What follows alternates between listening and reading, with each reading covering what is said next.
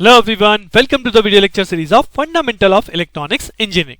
Subject code is BEC101/BEC201 यानी कि अगर आप फर्स्ट सेमेस्टर में तो you will follow the code BEC101 and if you are in second semester में अगर आप ये सब्जेक्ट पढ़ने जा रहे हैं तो your code will be BEC201. And here we are in lecture number 0. So in lecture 0 we will discuss the first of all what is the syllabus that we have to learn and the respective course outcome that you will gain after going through the complete syllabus of the given subject. तो सबसे पहले discuss करते हैं what is syllabus. So अगर syllabus की बात करूं तो the subject is a full credit subject. That means the syllabus is divided into 5 units, unit number 1 to unit number 5 or you can say 5 module. So अगर unit 1 की बात करूं तो unit 1 आपका स्टार्ट होता है सेमीकंडक्टर थ्योरी यानी कि सबसे पहले आप लोग देखने वाले हो P type N type semiconductor क्या है, किस तरह से फॉर्म हुए and once you know P and N type semiconductor तब उसके बाद हम लोग बना पाएंगे डायोड यानी पीएन जंक्शन डायोड कैसे बना, डिप्लीशन लेयर कॉन्सेप्ट क्या आया और वीआई कैरेक्टरिस्टिक यानी कि डायोड की वर्किंग और किस तरह से उसकी वीआई कैरेक्टरिस्टिक ड्रॉ की जाती है. Then you will learn about the topic ideal and practical diodes, and then once you know the diode in deep, then you will able to understand what is diode equivalent circuit. Diode equivalent circuit means diode किस तरह से काम करता है, कैसे हम circuit के अंदर diode को different configuration में अप्लाई कर सकते हैं, like reverse bias है, forward bias है. So different configuration के बेस पे सर्किट में करंट किस तरह से फ्लो होगा वो सब आप लोग जानने वाले हो. After that you will learn about the important application that is called rectifier. जी हाँ, half wave full wave rectification using with the help of diode. After that clipper and clamper, the main important two application based on diode. After that हम study करेंगे Jenner diode. तो Jenner diode क्या है, Jenner diode की क्या working है, operation है, what are the different breakdown mechanism, जो कि यहाँ जेनर और अवलांच दो टाइप की ब्रेकडाउन मैकेनिज्म है.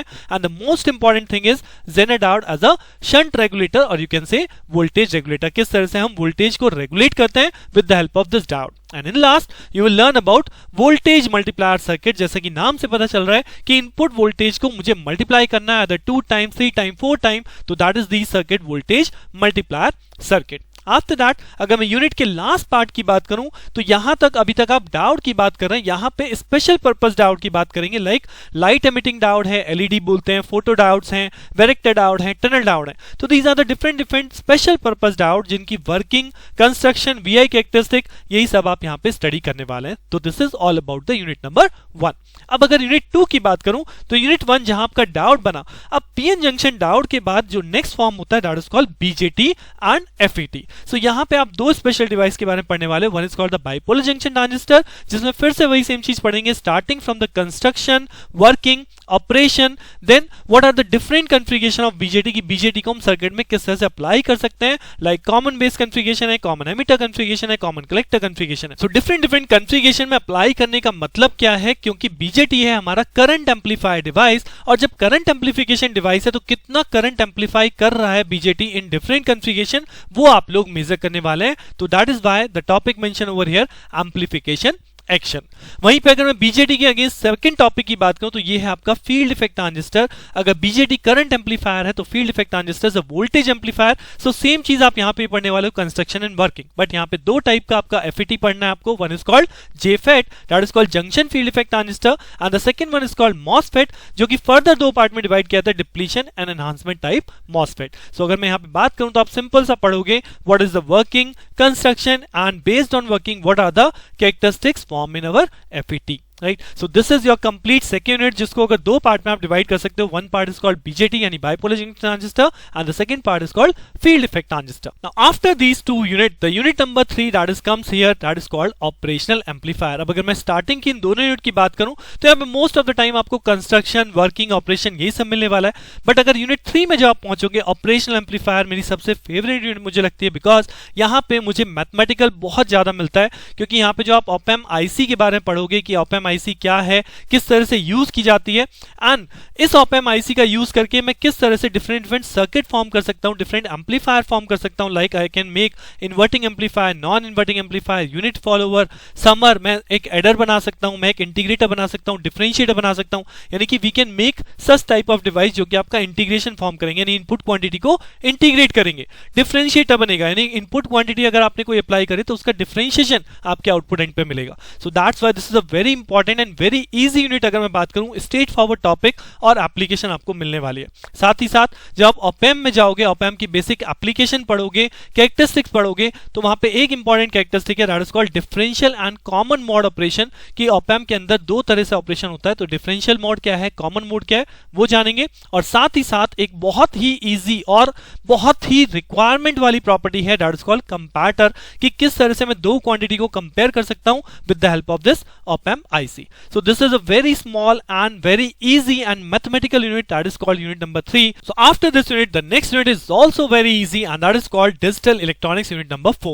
So digital electronics के अंदर स्टार्ट करेंगे नंबर सिस्टम से। Number system representation, different type of number system कैसे रिप्रेजेंट किए जाते हैं और किस तरह से एक नंबर सिस्टम को दूसरे नंबर सिस्टम में कन्वर्जन करते हैं, राइट। उसके बाद आप लोग देखेंगे what are the basic logic gates and what are the universal gates, और किस तरह से इन गेट्स का यूज करके मैं अपने सर्किट्स को डेवलप करता हूं। After that you will come under the simplification of your boolean function. तो boolean function को simplify करने के लिए दो मेथड यूज होते हैं, one is called the boolean algebra and the second one is called the K map या Karnaugh map. तो दोनों ही मेथड का यूज करके हम अपने given boolean function का मिनिमाइजेशन सीखेंगे। और अगर मैं सिलेबस पॉइंट ऑफ व्यू से बात करूं तो यहाँ पे मिनिमाइजेशन आपको जो K map से सीखना है, 4 वेरिएबल अवेलेबल है, 5 वेरिएबल अवेलेबल है, अप टू 6 वेरिएबल आपके सिलेबस में लिखा है। सो 4 variable K map, 5 variable K map, 6 variable K map, ये भी करना है। और अगर थ्योरी पॉइंट ऑफ व्यू से बात करूं तो अगेन ये जो यूनिट है दिस इज नॉट थियोरेटिकल, ये यूनिट आपको एक न्यूमेरिकल पॉइंट ऑफ व्यू से मिलेगी, मैथमेटिकल काइंड ऑफ यूनिट मिलेगी। So this need a practice. Now after this unit अगर मैं लास्ट यूनिट की बात करूं तो again this is a some kind of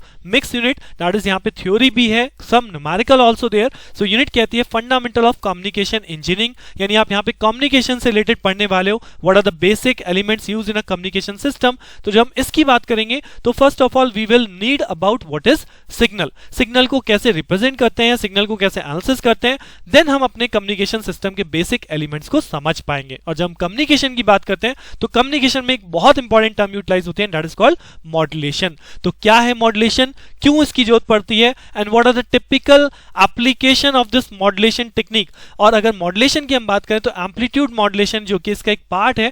so fundamental of amplitude modulation, और फिर डीमॉड्यूलेशन टेक्निक्स क्या होती हैं, किस तरह से मॉड्यूलेशन डीमॉड्यूलेशन अप्लाई होता है, we will learn in these demodulation and modulation technique of this part 1 of unit number 5। अगर सेकंड पार्ट की बात करूं यूनिट नंबर 5 में, तो यहां पे इंट्रोडक्शन टू वायरलेस कम्युनिकेशन। जी हां, वायरलेस कम्युनिकेशन के क्या स्टैंडर्ड्स होते हैं, क्या वायरलेस कम्युनिकेशन का ओवरव्यू है, यानी कम्युनिकेशन कैसे करते हैं, व्हाट इज सेलुलर कम्युनिकेशन के बारे में आप जानेंगे, what are the different generations and the standard use in cellular communication. Like हमारा GPRS एक स्टैंडर्ड है, GPS एक स्टैंडर्ड है, CDMA स्टैंडर्ड है। So what are different standard, वो आप जानने वाले हैं। What are the different generation, first generation, second generation, उनके बारे में बात करेंगे। And last you will learn about the satellite and radar communication, कि क्या इनमें एलिमेंट्स होते हैं, what are the fundamental elements. देखिए कम्युनिकेशन के अंदर जो मेनली चीज है वो होता है transmitter receiver, but transmitter receiver side पे कौन कौन से एलिमेंट लगते हैं वो हमारा कम्युनिकेशन डिफरेंट कम्युनिकेशन में डिफरेंट होता है। जैसे कि मैं सिंपल एग्जांपल में, एक वायर्ड कम्युनिकेशन है तो ट्रांसमीटर और रिसीवर के बीच में आपका एक डेडिकेटेड वायर अप्लाई करते हैं, लेकिन वहीं पे वायरलेस है, सो वायरलेस के अंदर there is no dedicated wire, but कहीं ना कहीं कुछ ना कुछ चैनल जरूर होगा so that transmitted data receiver तक पहुंच सके। सो इसलिए डिफरेंट डिफरेंट कम्युनिकेशन मीडियम है जिनके बारे में आपको फंडामेंटल नॉलेज इस यूनिट के थ्रू गेन होगी। सो this is all about complete syllabus. अब अगर सिलेबस की बात करूं तो सिलेबस के बाद बात होती है बुक्स की। सो यहां अगर बुक की बात करेंगे तो सबसे पहली जो कॉमन बुक चलती है दैट इज बॉयस्टेड। बॉयस्टेड के अंदर आपको प्लेंटी ऑफ न्यूमेरिकल और कॉन्सेप्ट जो बॉयस्टेड में समझाया गया बहुत अच्छे से समझाया गया। इसके अलावा भी आपकी बहुत सारी बुक मेंशन है इन योर सिलेबस, तो एज इट इज मैंने बुक आपके पास रखी है, आप किसी बुक को रेफर कर सकते हैं, बट कॉन्सेप्ट आप मेरा अपनाइए, क्वेश्चन किसी बुक से अप्लाई कीजिए, apply the same concept and check whether you are getting the solution और not. So after books the next topic is course outcome. जी हाँ, क्या आउटकम्स हैं, क्या ऑब्जेक्टिव्स हैं जो मैं सिलेबस को लर्न कर रहा हूं। तो अगर मैं सिलेबस की बात करूं तो यूनिट नंबर 1 जब गो थ्रू कर जाएंगे तो आप लोग कह सकते हैं कि you are able to describe the concept of PN junction and the respective devices, different special purpose diode you will study. So we can say that you are able to describe the concept of PN junction and the special purpose devices. अगर मैं second unit की बात करूं, जब आप BJT FET पढ़ जाएंगे तो then you can able to explain the concept of what is BJT, what is MOSFET, what is FET, junction field effect transistor क्या होता है, MOSFET क्या है, BJT क्या है, इनकी क्या कंस्ट्रक्शन है, किस तरह से ऑपरेट किए जाते हैं, we can explain all these things. अगर हम यूनिट नंबर 3 की बात करें यानी कि operational amplifier, so once we learn learn through the operational amplifier.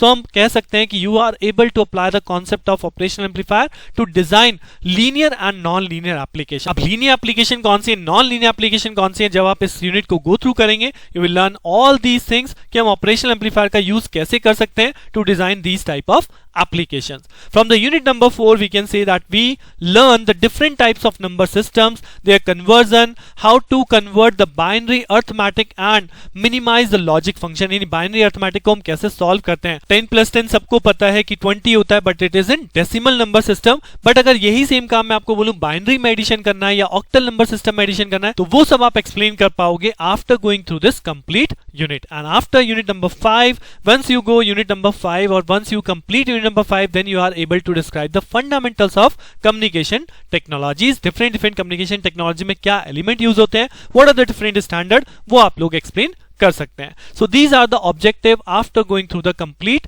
syllabus. So syllabus की बात हो गई, books की बात हो गई, course outcome की बात हो गई. Now what is the upcoming lectures? So upcoming lectures में जो मैं start करूंगा, I will start in the same manner कि मैं unit number 1 को start करूंगा, then unit number 2, then unit number 3, unit number 4 and unit number 5. So same he manner मैं आपको भी suggest करूंगा कि जब भी आप इस subject को start करें, so unit number 1 and 2 especially एक साथ करें, because unit number 1 में जो आप PN junction डायोड concept समझेंगे वही आपका BJT में भी apply होगा कि वर्किंग किस तरह से चल रही है. अगर मैं यूनिट नंबर 3 और 4 की बात करूं, तो ये दोनों सेपरेट हैं, आप सेपरेटली यूज कर सकते हैं.